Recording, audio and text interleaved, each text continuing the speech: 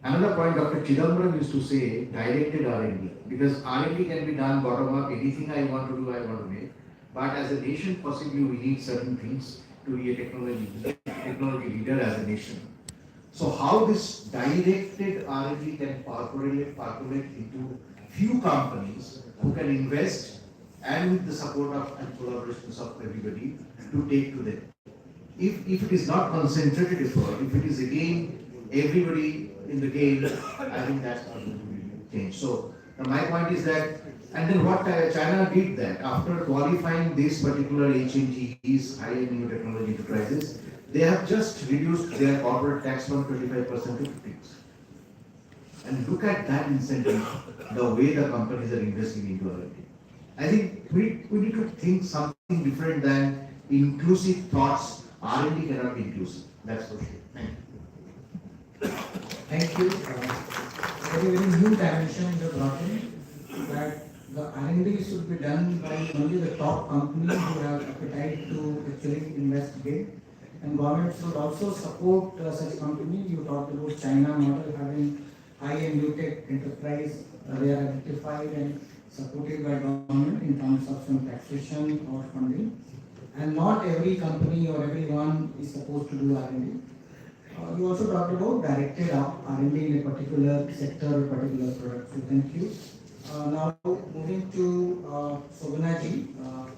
As we are aware that Sobhanaji, as CEO of Innogle, have developed Ocean Tech in the sense that some technology related to ocean. So my question to you is like, what challenges have you faced as a telecom company transmitting enormous data collected from massive IoT device in the ocean? You can also talk about something about your product so that you are able to link. Thank you. Okay, so I'd like to give you just like what we are doing on the session is. So basically we are the ocean deep company providing services to the industry, coast guards, and also the ocean researchers. So now what's our flagship product looking like kind of compass? It's actually a kind of device that will act as an online as well as offline server. And also like we have one more product called Swagzy, so that will be actually go along with the fishing boat, so that will act as a floating data basically. So that device will perform a kind of IoT process and also AI functionality in the underwater.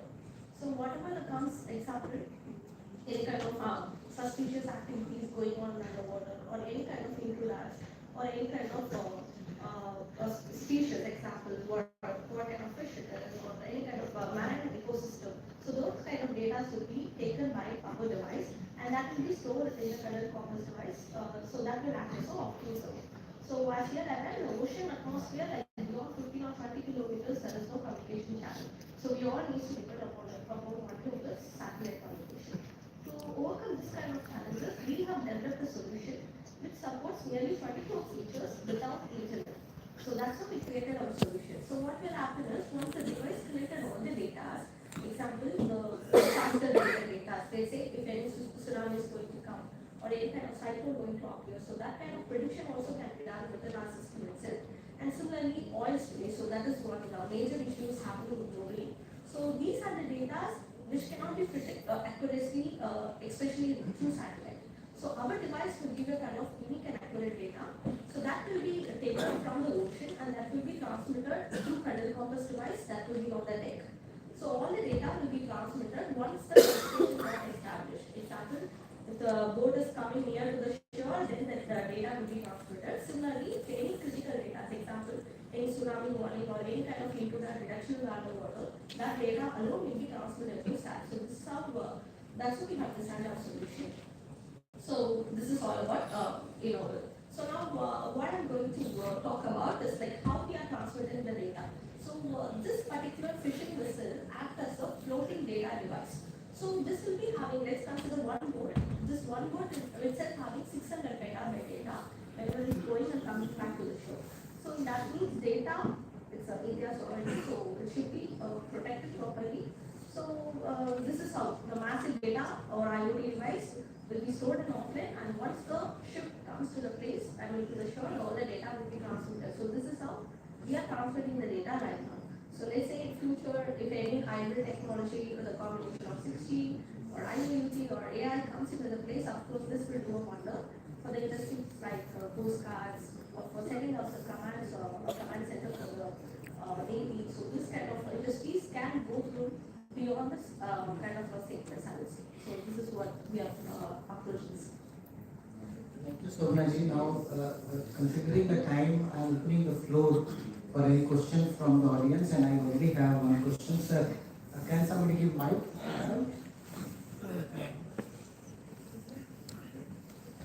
Sir, please go ahead.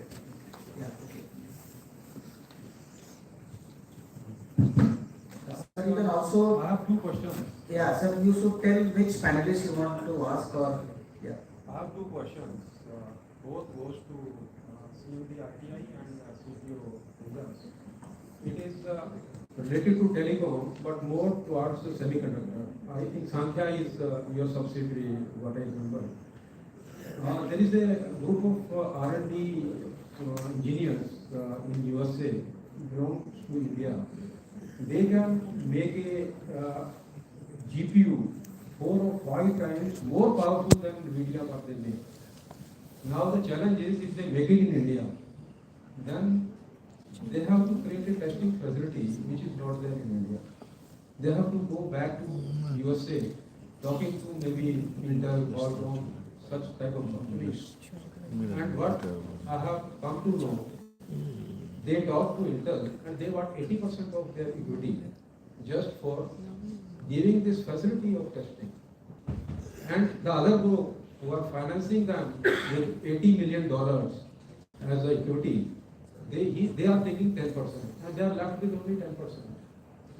Now my question is, here we talk about domestic market. If they are able to do something in India, they can capture the world market. That is number one. Number two, how they have tried everybody in India, starting from Nidhi, this and that, maybe private companies also. They are successful traders. Now I told them that okay, I can talk to somebody in USA and he may be in a position to help them, but how much? Whether he will be able to give them 40%, 50% equity, I doubt.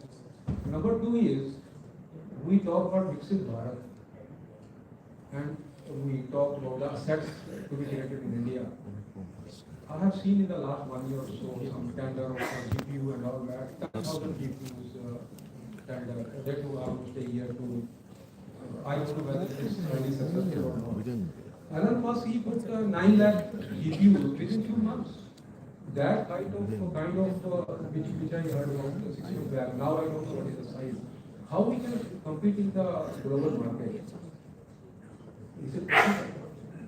These are Thank you, sir. So maybe I request Dr. Kumar first to respond and then Rajesh, you can. So we'll take a look at ISRO. When we launched Aryabhatta, we very knew how to make a satellite. Okay? Today, ISRO is one of the leading companies launching satellites. So it will take time. Time is not going to be like it will take 20 years. So we started taking the first steps in semiconductor.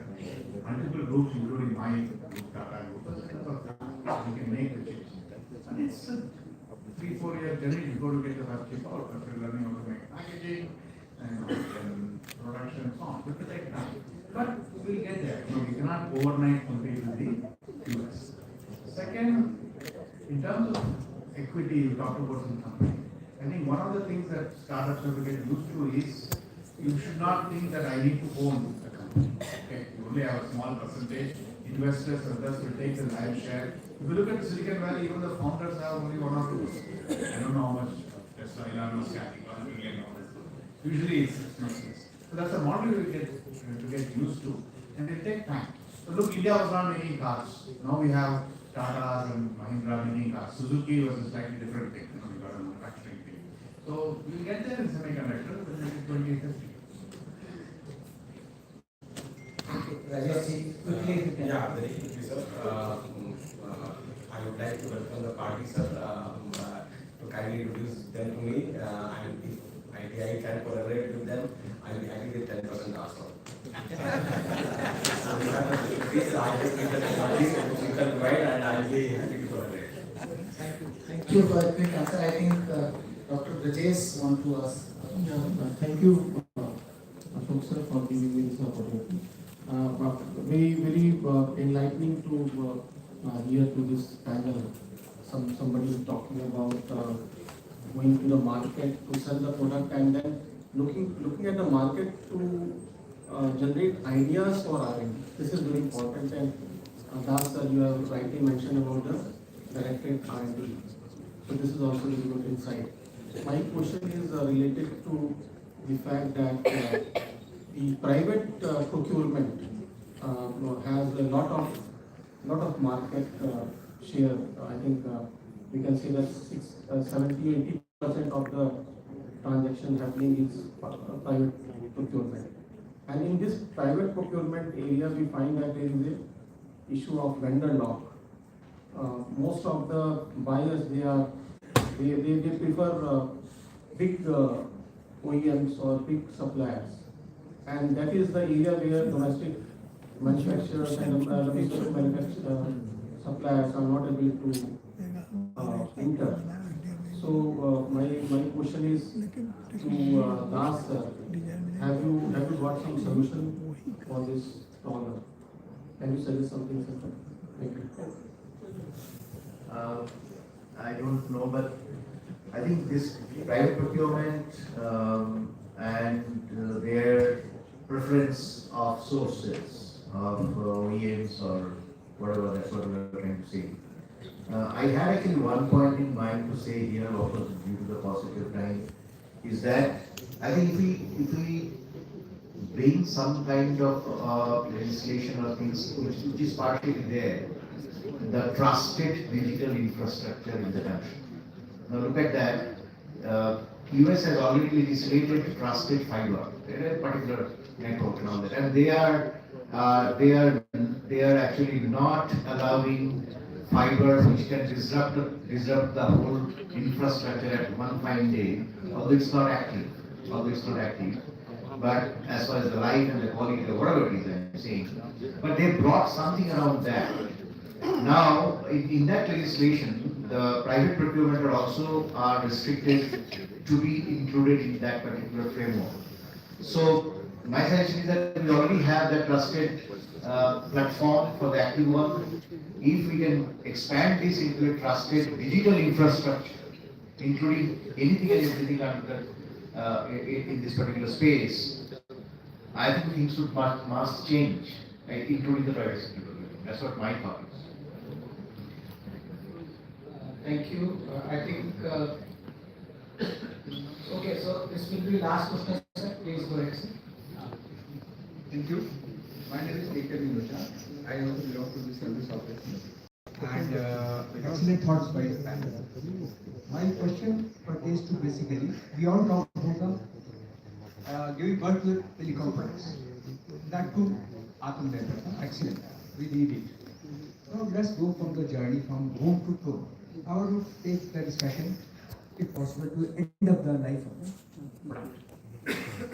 MeitY came into during Corona days, came out with the extended producer responsibility for the e-waste house, etc. How finally product will be disposed of. Well, my questions are related to, in general, that all telecom products, the e-waste they would create at the end of the life, and also to the optical fiber, which has already created a lot of waste below the ground, above the ground.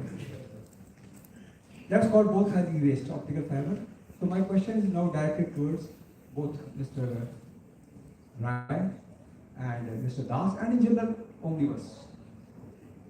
Question is that there was a lot of reluctance from all the existing suppliers or producers like Nokia and Ericsson and blah, blah, blah. They said, we give us time, we can't, blah, blah. I mean, first is to map who are the, like 2G, scrapping the 2G of the BSNL, I mean, which has created 15 years. Extended EPR starts, extended producer responsibility starts after 15 years of expiry of the product.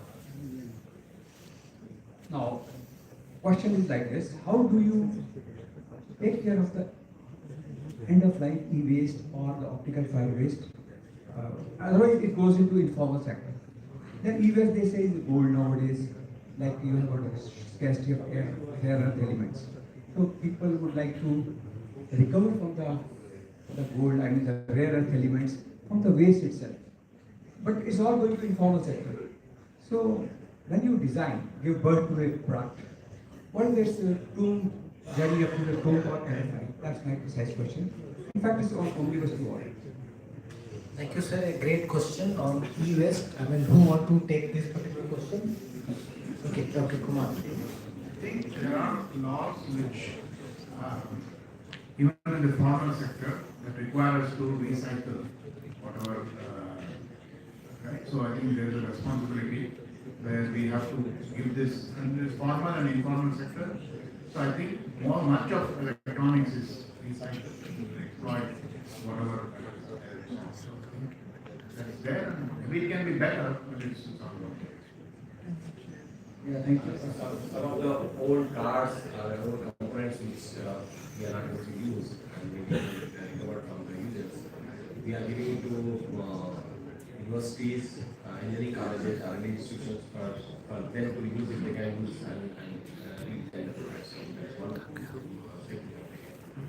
Optical fiber, to be right, sir, I don't think we have a solution as of now. There has to be a thought on that. Copper, marine copper, the gold, I'm not sure whether I can even also. Thank you. I think we still need to work on end-of-life equipment, e-waste, how to manage, perhaps some policy will be required. Yeah, please. No, it's okay. It's okay. No, we are only coming between lunch and us, so no problem. If the question is coming from that side, perhaps we are okay with it. So it's not me asking the question at least. Right. No, just wanted to add one more thing. I mean, the fellow panelists, I mean, what they have said is correct.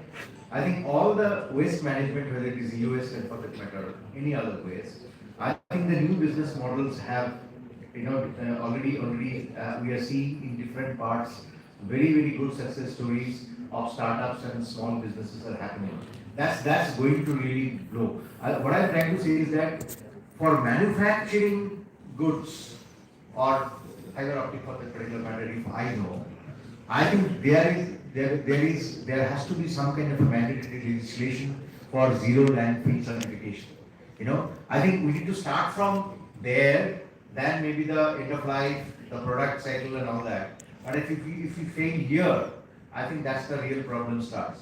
So, and fortunately Starlight is first certified 100% zero landfill company of optical fiber manufacturing in this country, in this India operations I am saying. But I think we need to legislate from there than at the end of the day.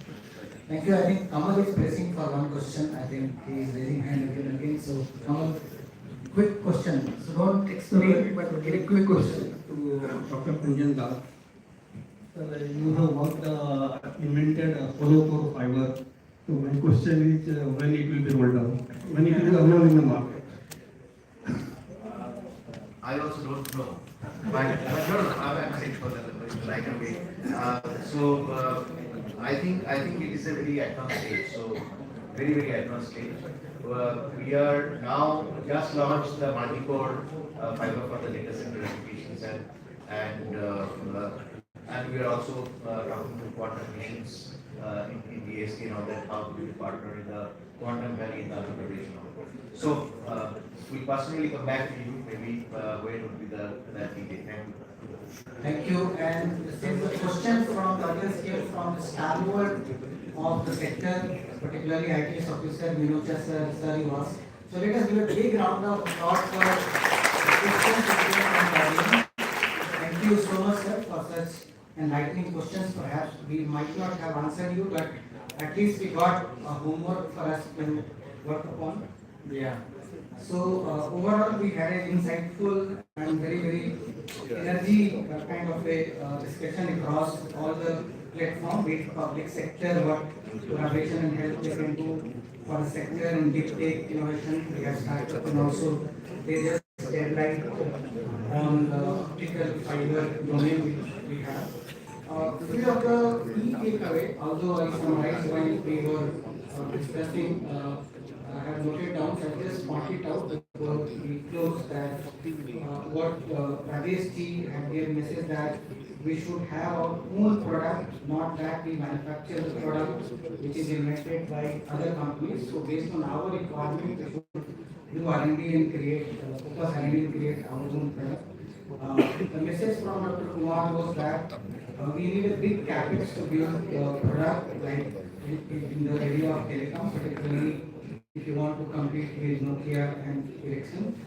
And for a startup, we have a message that you should build for the need of the market, not that whatever you know you build and try to create a market. And Anjan Das sir was talking about a different perspective that we need commitment from the industry, and also we talked about that R&D what should be given to the top companies only, not, it should not be sort of an inclusive business we always talk about. It should be few big companies who have the time to invest into a particular, and government should also support, just like China has a policy. And from Innovel, which is a startup, she repeated the concept of market need. For example, the ocean tech created by Innovel was like no one else is there in the area. There is a great need for that. And also she talked about how they can be supported while we create IT, maintain IT, which is a possibility here, and long-term funding support, because the funding support which we provide is for 6 months, 1 year, 18 months, and then we just leave it. We don't know the product well, even we don't track what is happening, so that's a challenge. So with this particular takeaway, I thank all the panelists here. Thank you so much for coming and enlightening all of us. Thank you so much. So again, a big round of applause.